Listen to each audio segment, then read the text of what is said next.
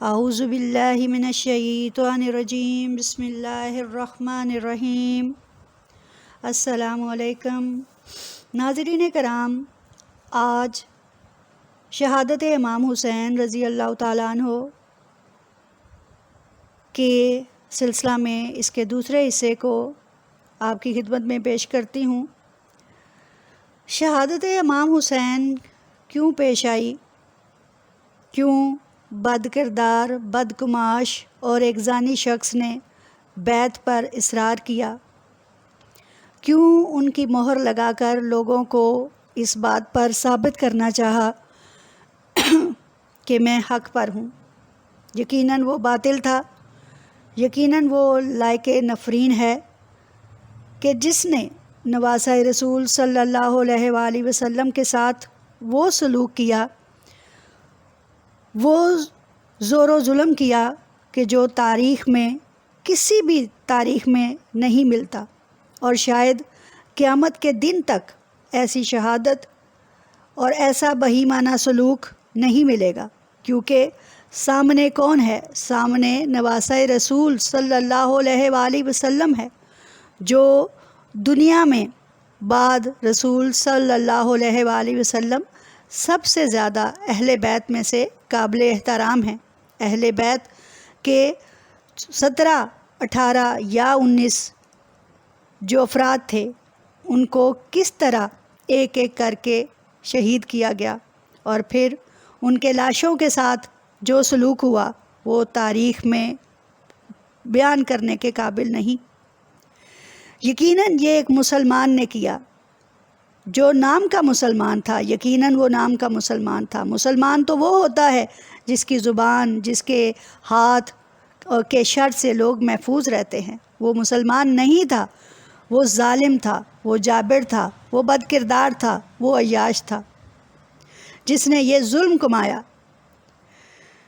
ناظرین کرام، ایک مرتبہ آپ صلی اللہ علیہ وآلہ وسلم حضرت ام سلمہ رضی اللہ تعالیٰ عنہ کے ہاں تشریف فرما تھے۔ آپ صلی اللہ علیہ وآلہ وسلم نے حضرت ام سلمہ رضی اللہ تعالیٰ عنہ کو بتایا کہ آج وہ فرشتہ آیا ہے جو پہلے کبھی نہ آیا، وہ خاص خبر لایا ہے، کسی کو اندر مت آنے دینا۔ فرماتی ہیں کہ اچانک کہیں سے حضرت حسین رضی اللہ تعالیٰ عنہ آئے اور اندر چلے گئے۔ میں روکتی رہی، میں پہرے پر کھڑی رہی، یہاں تک کہ اندر سے رونے کی آوازیں آئیں، یہاں تک کہ اندر سے رونے کی آواز آئی۔ آپ زور زور سے ہچکیوں کے ساتھ رو رہے تھے۔ آپ صلی اللہ علیہ وآلہ وسلم کا جسم مبارک ساتھ ساتھ ہل رہا تھا، ساتھ ساتھ ہچکیاں آ رہی تھی۔ فرمایا، اے ام سلمہ، مجھے وہ مٹی دکھائی گئی ہے جہاں حسین رضی اللہ تعالیٰ عنہ کا خون گرے گا، اس مٹی کو اپنے پاس رکھ لو۔ جس دن یہ سرخ ہو گئی تو جان لینا کہ میرے اس بیٹے کو شہید کر دیا گیا۔ آپ صلی اللہ علیہ وآلہ وسلم نے حضرت امام حسین رضی اللہ تعالیٰ عنہ کو اپنے ہاتھوں میں، اپنے بازوؤں میں لے رکھا تھا، اور آپ صلی اللہ علیہ وآلہ وسلم پھرتے جذبات سے روتے جا رہے تھے۔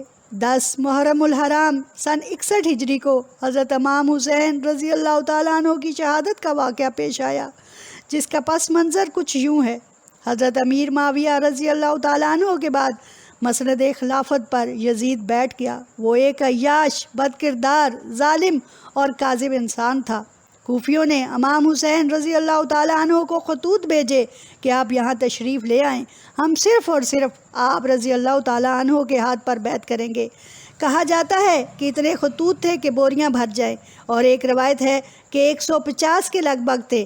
چنانچہ حضرت امام حسین رضی اللہ تعالیٰ عنہ اس چیز کی پڑتال کے لیے، اپنے اس بلاوے کی پڑتال کے لیے، اپنے چچا زاد بھائی مسلم بن عقیل رضی اللہ تعالیٰ عنہ کو کوفہ روانہ فرماتے ہیں۔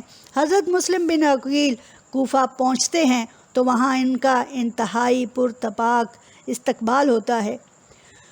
ہزاروں کی تعداد میں لوگ ان کے ہاتھ پر بیعت کرتے ہیں۔ حضرت امام مسلم بن عقیل رضی اللہ تعالیٰ عنہ قاصد کو بھیج کر امام حسین رضی اللہ تعالیٰ عنہ کو تشفی خبر پہنچاتے ہیں کہ آپ یہاں تشریف لے آئیے، لوگ آپ کے ہاتھ پر بیعت کرنے کو بے قرار ہیں۔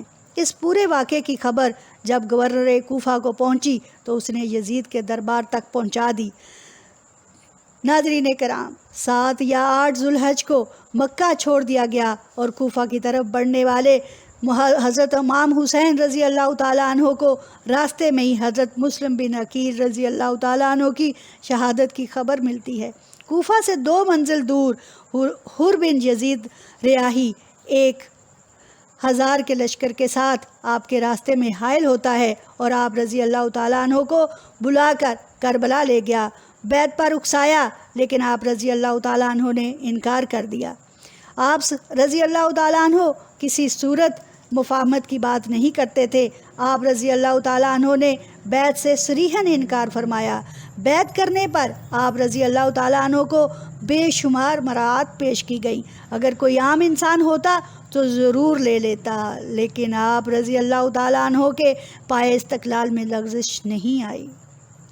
2 محرم کو آپ رضی اللہ تعالیٰ عنہ کربلا کے تپتے صحرا میں پہنچے اور 9 محرم تک مختلف انداز سے بیعت سے انکار کرتے رہے۔ مفاہمت کا ضرور سوچا، لیکن اس کی بیعت کا صریحاً انکار کیا۔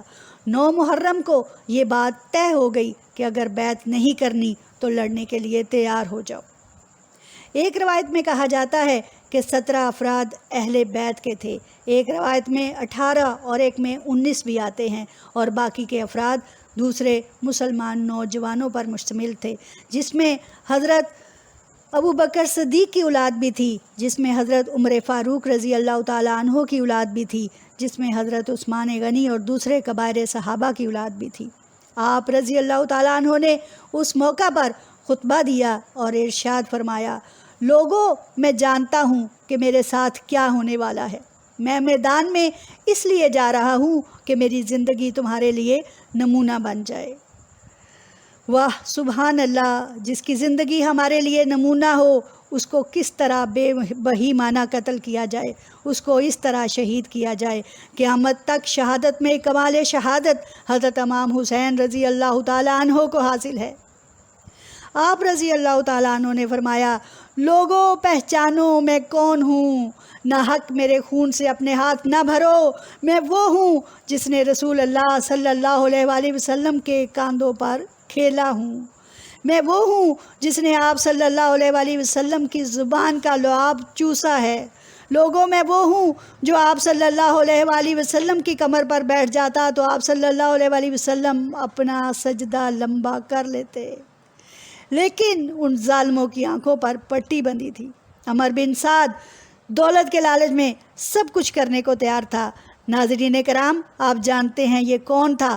یہ وہ صحابی جو حضرت سعد بن ابی وقاص رضی اللہ تعالیٰ عنہ آپ صلی اللہ علیہ وآلہ وسلم کے انتہائی مقرب ساتھی تھے، ان کا بیٹا ہے۔ اتنا ظالم، پھر امام علی مقام نے وہ بہادری دکھائی کہ تاریخ کے اوراق میں اوراق اس سے روشن ہے۔ ان کی تلوار نے دشمن کو کاٹ کاٹ کر رکھ دیا، لیکن 22,000 کا لشکر جرار ان کے مقابلے میں تھا۔ کئی روایات میں 82,000 تک کا بھی عدد آتا ہے۔ ایک ایک کر کے لاشیں گرتے جاتے تھے اور امام حسین رضی اللہ تعالیٰ عنہ ان کو اٹھا اٹھا کر لاتے جاتے تھے۔ آل رسول میں سب سے پہلے علی الاکبر کو شہید کیا گیا اور سب سے آخر میں امام قاسم بن حسن رضی اللہ تعالیٰ عنہ کو شہید کیا گیا۔ بچے کو شہید کیا تو نوجوان بچے کی زبان سے کیا نکلتا ہے؟ چچا مجھے بچاؤ۔ بھتیجے کی چیخ سن کر آپ رضی اللہ تعالیٰ عنہ انتہائی آبدیدہ ہو گئے، پریشان ہو گئے۔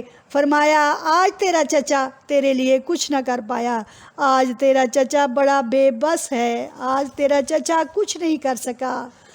اس جنگ میں حضرت امام حسین رضی اللہ تعالیٰ عنہ کے اور بھی بھائی جو تھے وہ شہید ہوئے۔ ان میں 5 حضرات کا نام خاص طور پر لیا جاتا ہے۔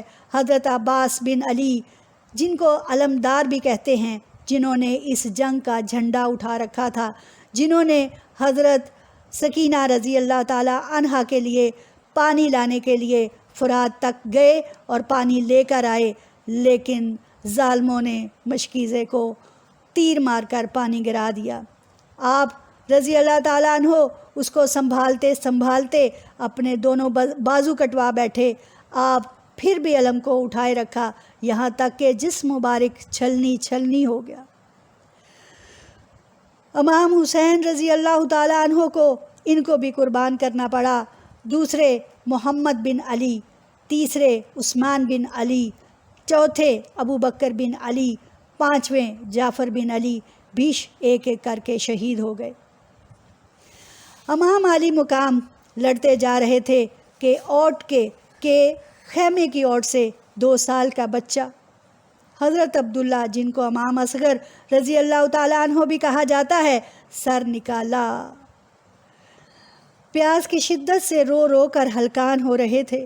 آپ رضی اللہ تعالیٰ عنہ نے بچے کو بازوؤں میں لیا اور ران پر بٹھا لیا اور کہا، اے بدبختو، اس بچے کے لیے تھوڑا سا پانی دے دو۔ اتنے میں کوفی لشکر سے ابن المعقد بن نار نے تیر کھینچ کر مارا، جو بچے کے حلق سے آر پار ہو گیا اور اس کا سر مبارک ویسے ہی ڈھلک گیا۔ امام علی مقام نے بک بھر کر بچے کا خون اپنے ہاتھوں میں لیا اور اوپر کی طرف اچھال دیا اور کہا، اچھا اللہ جیسے تو راضی، اے اللہ جیسے تو راضی، اے اللہ جیسے تو راضی، میں راضی ہوں۔ امام علی مقام سب کے لاشیں اٹھاتے جاتے ہیں اور خیموں کے پیچھے رکھتے جاتے ہیں۔ مستورات کی آہیں، ان کی فریادیں آپ کے کانوں میں آتی ہیں، آپ کے کان ان کو سنتے ہیں، اور لیکن ظالموں کو ظلم کرنے سے باز نہیں آتے۔ امام علی مقام لڑتے لڑتے، زخم کھاتے کھاتے پھر بھی دشمن کی فوج پر جھپٹ رہے تھے، کئیوں کو تہے تیگ کر رہے تھے۔ اتنے میں انہوں نے فیصلہ کیا کہ یک بارگی حملہ کر کے سر تن سے جدا کر دیا جائے۔ امام علی مقام کو 32 زخم تلوار کے اور 34 نیزے کے لگتے ہیں۔ ذوالجنابی تیروں اور برچھیوں سے چھلنی ہو جاتا ہے۔ امام علی مقام گھوڑے سے نیچے گرتے ہیں، کتنی ہی دیر تیر کے اوپر معلق رہتے ہیں۔ ابھی سانس باقی ہیں کہ نماز کا وقت ہوا جاتا ہے۔ بقول شاعر، نہ مسجد میں نہ بیت اللہ کی دیواروں کے سائے میں، نماز عشق ادا ہوتی ہے تلواروں کے سائے میں۔ اے میری قوم، دیکھیے اس نماز کی کیا اہمیت ہے۔ ایک طرف سر کی بازی ہے اور دوسری طرف نماز۔ نماز پڑھنا مت چھوڑیے، نماز پڑھنا مت چھوڑیے۔ اتنے میں نامراد کم بخت شمر نے کہا، قتل کیوں نہیں کرتے ہو؟ تو زروہ بن سریز تمیمی نے تلوار کا وار کیا اور انس بن ابی سنان نے نیزہ مارا تو پیچھے کی طرف گرے۔ خولہ بن یزید نے کہا، سر کاٹو۔ وہ ڈر گیا اور کانپنے لگا۔ جس نے نیزہ مارا تھا اسی نے آگے بڑھ کر سر کے بال پکڑ کر سر مبارک الگ کر دیا۔ یہ تھی میرے امام کی شہادت، یہ تھی میرے امام کی شہادت۔ ابھی یہاں تک کہ ان کے ظلم کی انتہا نہ ہوئی تھی کہ کسی نے آپ کے ٹوپی اتار لی، کسی نے ذرہ، کسی نے کرتا، کسی نے انگوٹھی، جسم مبارک ننگا کر دیا اور پھر عورتوں کے خیموں پر جھپٹا مارا، عورتوں کو قیدی بنا لیا۔ 72 لوگوں، جن میں 17 اہل بیت کے شہزادیاں تھیں، شہزادے تھے، سب کے سر قلم کر کے تلواروں کی انیوں پر چڑھا دیے اور دمشق کی طرف روانہ ہو گئے۔ قافلے میں تمام مستورات کو باندیوں کی طرح لے جایا گیا، ان کو قید میں ڈالا گیا اور یزید کے دربار میں پیش کیا گیا۔ صرف امام زین العابدین، جن کو بخار تھا، وہ ان میں سے زندہ بچے۔ انہوں نے کربلا کی داستان کے شواہد قلم بند کیے ہیں۔ امام علی مقام کی لاش مٹی میں پڑی تھی، بغیر گور و کفن کے۔ ہوا نے مٹی اڑائی اور کفن پہنایا۔ کفن بھی نہیں، جنازہ بھی نہیں، راتوں رات دبا دیا گیا اور پانی چلا دیا گیا۔ اگلے دن بنو اسد میں سے عمر بن سعد آیا تو ٹٹولتا رہا، یہاں تک کہ ایک جگہ سے خوشبو آئی تو پہچانا۔ حضرت زید بن ارقم نے ابن زیاد سے کہا کہ ظالم، ان ہونٹوں پر چھڑی نہ مار، میں نے ان ہونٹوں پر نبی کے ہونٹوں کو لگتے دیکھا ہے۔ چنانچہ اس موقع پر جنابہ سیدہ زینب رضی اللہ تعالیٰ عنہ نے مرثیہ پڑھا، جس کا مطلب کچھ یوں ہے، اے محمد مصطفیٰ، اے میرے نانا جان، آپ صلی اللہ علیہ وسلم پر اللہ کا سلام ہو، آپ صلی اللہ علیہ وسلم پر آسمان کے فرشتوں کا سلام ہو۔